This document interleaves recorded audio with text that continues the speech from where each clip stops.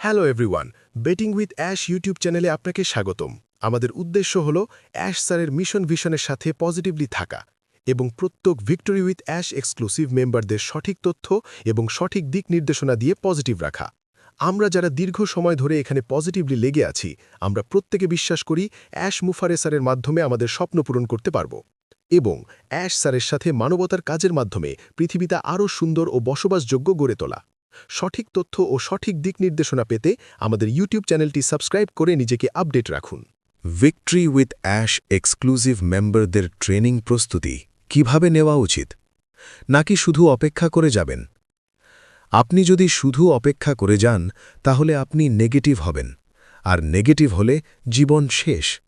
না আপনি নিজের কাজে মন দিতে পারবেন, না আপনি ভিক্টরি উইথ অ্যাশ প্ল্যাটফর্ম থেকে শিখতে পারবেন। আর ভিক্টরি উইথ অ্যাশ প্ল্যাটফর্ম থেকে শিখতে না পারলে অ্যাশ স্যারের নতুন কোম্পানিতে যেতে পারবেন না। তাই আমার মনে হয় প্রথমে সময়কে সঠিকভাবে কাজে লাগানো শেখা উচিত, কারণ মানুষের জীবনে একমাত্র জিনিস যা সবার জন্য সমানভাবে বণ্টিত হয় তা হল সময়।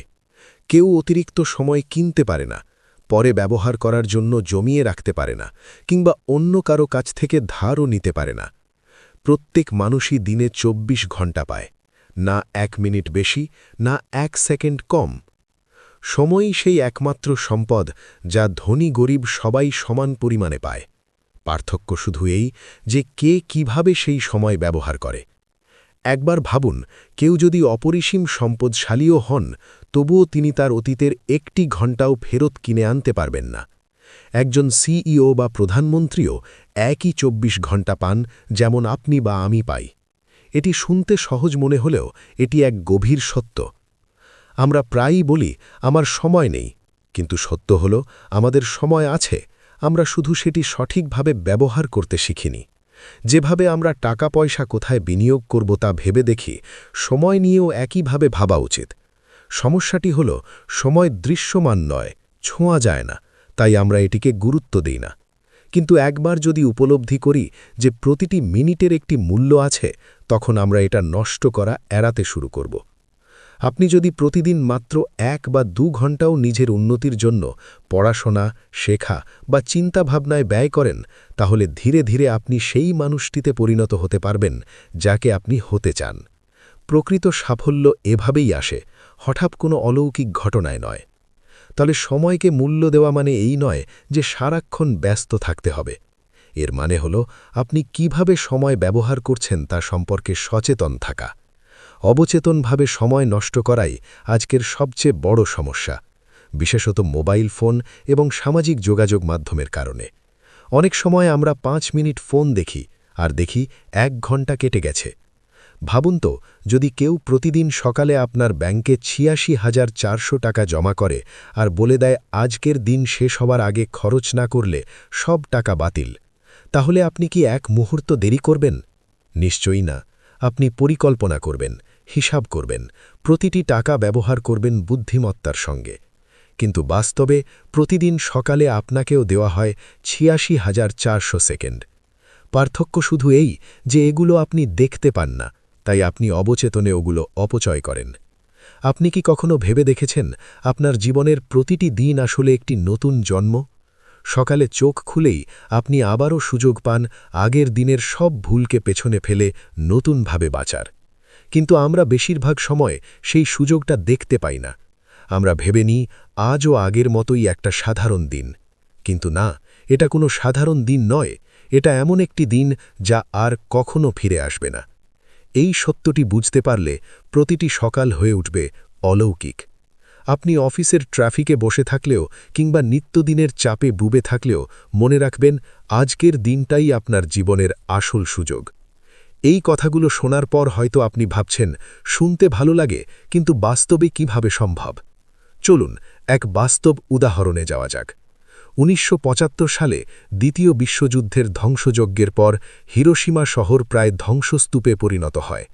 সেদিন সকাল ৮:১৫ যখন পারমাণবিক বোমা বিস্ফোরিত হয়, মুহূর্তের মধ্যে শহরের প্রায় সব কিছু ছাই হয়ে যায়। কিন্তু বেঁচে গিয়েছিলেন কিছু মানুষ। তাদের মধ্যেই ছিলেন এক তরুণী, নাম মিসাও। তার বয়স তখন মাত্র ২০। পুরো পরিবার হারিয়ে গিয়েছিল। চারপাশে মৃত্যু, বিষাক্ত ছাইয়ে ভাঙা ঘরবাড়ি, সব কিছু শেষ।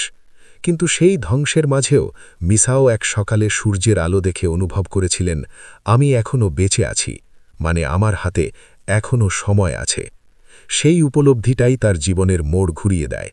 তিনি প্রতিদিন সকালে ঘুম থেকে উঠে নিজের একটা নিয়ম বানিয়ে ফেলেন। প্রতিদিন অন্তত 1 ঘন্টা সময় দেব নিজের জন্য। বাকি সময়টা তিনি বাঁচতেন অন্যদের সাহায্য করতে। বেঁচে যাওয়া শিশুদের শেখানো শুরু করেন। অল্প অল্প করে আঁকা শেখেন এবং কয়েক বছরের মধ্যেই হয়ে ওঠেন হিরোশিমার প্রথম নারী আর্ট থেরাপিস্ট। তিনি বলতেন, বোমা আমার অতীত কেড়ে নিয়েছে, কিন্তু সময় আমাকে দিয়েছে ভবিষ্যৎ। ভাবুন, যদি তিনি চাইতেন তিনি বলতে পারতেন, আমার তো আর কিছু নেই, কিন্তু তিনি বলেছিলেন, আমার হাতে আজকের দিনটা আছে। এইটাই দৈনন্দিন অলৌকিকতা, যা আমরা প্রায়ই ভুলে যাই। আপনার জীবন হয়তো এত ভয়াবহ নয়, কিন্তু নিয়মটা একই।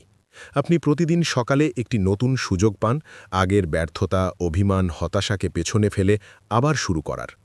এই এক চিন্তা আপনার জীবনকে বদলে দিতে পারে। একজন ফরাসি ঘড়ি নির্মাতা লুই কার্দিয়ে একবার বলেছিলেন, সময়কে যন্ত্রে মাপা যায়, কিন্তু জীবনকে মাপা যায় না। তবে আপনি যদি সময়ের মূল্য বোঝেন, আপনার জীবনও অমূল্য হয়ে ওঠে। প্রতিদিন সকালে আপনি যদি নিজের সময়ের মূল্য বোঝেন, তাহলে পুরো দিনটাই অন্যরকম হবে। আপনি তখন আর সময়কে তাড়া দেবেন না, সময় আপনার সঙ্গে কাজ করবে। এখন একটা সহজ পরীক্ষা করুন। আগামীকাল সকালে ঘুম থেকে উঠে একটানা মাত্র 60 সেকেন্ড চোখ বন্ধ করে ভাবুন, আজ আমার হাতে 24 ঘন্টা আছে, আমি কিভাবে এটা ব্যবহার করব। আপনি দেখবেন সেই 1 মিনিটেই আপনার মন শান্ত হয়ে যাবে। দিনের শুরু হবে স্পষ্ট উদ্দেশ্যে। আপনি হয়তো পরের ঘন্টাটাকে আগের মতোই কাজ বা দায়িত্বে ব্যয় করবেন, কিন্তু ভেতরে একটা সচেতনতা কাজ করবে। আমি এখন নিজের সময় ব্যবহার করছি। সময়কে ব্যবহার মানে শুধু ব্যস্ত থাকা নয়, সময় মানে হলো নিজের জীবনকে বেছে নেওয়ার ক্ষমতা। আপনি যদি কোনো কফি শপে বসে জানলার বাইরে তাকিয়ে ভাবেন জীবনের অর্থ নিয়ে, সেটাও সময়ের সঠিক ব্যবহার, যদি তা আপনাকে ভেতরের থেকে পরিপূর্ণ করে তোলে। কিন্তু যদি আপনি সারা দিন কাজ করে যান অথচ জানেন না কেন করছেন, তাহলে সেই সময়ের কোনো মূল্য নেই। সময় মানে শুধু মিনিট বা ঘন্টা নয়, এটা হলো সচেতন উপস্থিতি। এক জার্মান বিজ্ঞানী আলেকজান্ডার হার্টম্যান তার গবেষণায় দেখিয়েছিলেন যে মানুষ প্রতিদিনের সকালে অন্তত 10 মিনিট চিন্তায় সচেতন সময় কাটায়, তার মানসিক চাপ কমে, উৎপাদনশীলতা বাড়ে, আর জীবনে সন্তুষ্টিও দ্বিগুণ হয়। তিনি একে বলেছিলেন কনসিস্ট মিনিটস এক্সপেরিমেন্ট। আপনিও চাইলে এই অভ্যাস শুরু করতে পারেন। সকালে ঘুম থেকে উঠে মোবাইল না দেখে কোনো কাজের আগে কেবল নিজের সঙ্গে 10 মিনিট কাটান। এটা হতে পারে চা খাওয়ার সময় জানলার পাশে দাঁড়িয়ে বা কেবল নিঃশব্দে বসে থাকা। এই 10 মিনিটই হবে আপনার দিনের ভিত্তি। একদিন এই 10 মিনিটের জাদু আপনি বুঝতে পারবেন, যখন দেখবেন আপনার দিন আর তাড়াহুড়ো নয়, বরং সচেতন সিদ্ধান্তে ভরা। সময়কে শ্রদ্ধা করলে সময়ও আপনাকে শ্রদ্ধা করে। আপনি যখন নিজের সময়কে মূল্য দেন, তখন সময়ও আপনাকে সুযোগ দেয়। আপনার চারপাশের মানুষ হয়তো বলবে, জীবন তো ব্যস্ত, সময় কোথায়? কিন্তু আপনি জানবেন, ব্যস্ততা মানেই জীবন নয়। আপনি ব্যস্ত থাকতে পারেন, কিন্তু যদি তা আপনাকে ভেতরে খালি করে দেয়, তাহলে আপনি বেঁচে থাকলেও জীবিত নন। একজন ইতালীয় চিত্রশিল্পী রাফাল রোসি একবার বলেছিলেন, আমি প্রতিদিন জীবনের চিত্র আঁকি, কিন্তু ক্যানভাস নয়, সময়ই আমার আসল ক্যানভাস। আপনার সময়ই আপনার ক্যানভাস। আপনি চাইলে তাতে আঁকতে পারেন স্বপ্ন, ভালোবাসা, আনন্দ কিংবা আফসোস। সিদ্ধান্ত আপনার।